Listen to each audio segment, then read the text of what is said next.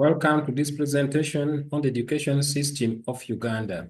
I am called David Obong. I work for Field of Hope as a program officer, and I am the pillar head of the youth agricultural education. Starting with the category of schools in Uganda. The first one, we have the government schools or the public schools. These schools are funded and managed by the government of Uganda.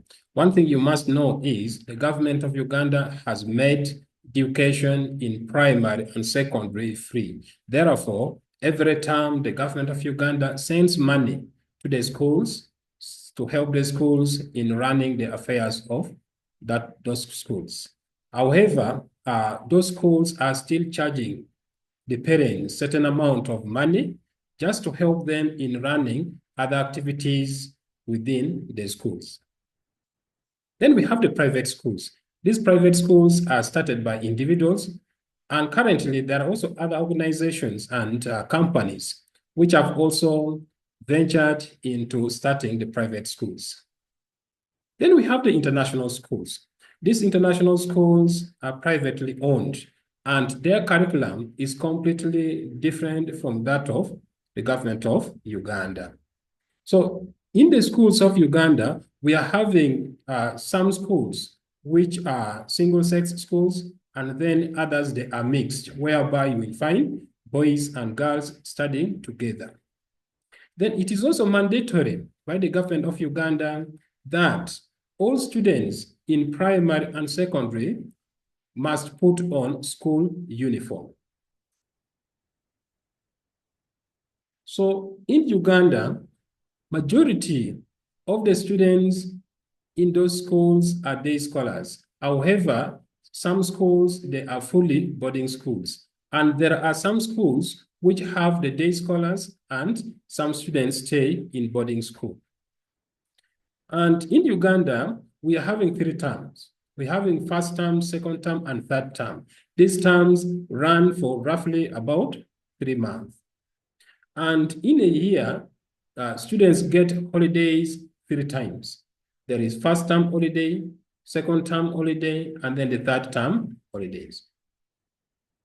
So in Uganda, classes run from Monday to Friday. So all classes start by 8 a.m. and stops at 2 p.m. This is according to the new lower secondary curriculum of Uganda. So from 2 p.m. to 5 p.m., that is the time that students are allowed to go and carry out research and some projects. Then from 5, that is the time the students get involved in co-curricular activities. So in Uganda, it is not mandatory that students must eat from school, not until that very student is staying in a boarding school. However, some schools have entered into an agreement with the parents, and parents are paying certain agreed amount of money to make their children eat at school. For those ones who may not be able to afford, they are charged with the responsibility of providing their own break tea and lunch. So level of education in Uganda. The first one, we have the nursery schools. Nursery schools, a child takes 3 years. And one thing which you need to know about the nursery school is they are all privately owned. None of them is being owned by the government. And when a child finishes the 3 years, that child joins the primary school. And primary school takes 7 years. So within that 7 years, a child has to study 4 subjects. These subjects are mathematics, social studies, science, and English. Then at the end of the 7 years, a child will sit for a national exam, which is called primary leaving examination. When a child performs well, that child will join the secondary school. So secondary school in Uganda takes 6 years. And this 6 years is divided into 2. There is lower secondary, or the ordinary level. That one runs from senior 1 to senior 4. So when a child studies for that 4 years, at the end of the 4 years, a child will also sit again for another national exam, then will be awarded a Uganda certificate of education. So that certificate of education, if a child passes well, that child will be allowed to join the upper secondary. The upper secondary takes 2 years. That is senior 5 and senior 6. When a child sits for, at the end of the 2 years, the child will sit for another national exam.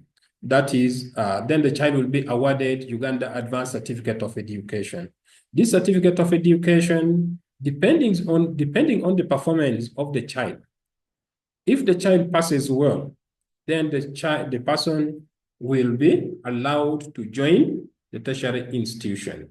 This tertiary institution, we have the example I can give you are the colleges and then the universities. So forms of education in Uganda. We are having formal education. This kind of education, it is more structured. I can give you an example, is primary, secondary, and then tertiary institutions. Then we have the informal education. This informal education takes place outside the formal setting. Always children who goes for such, they always goes for hands-on learning, like vocational education. Then we have the non-formal. This non-formal education does not require any academic qualification.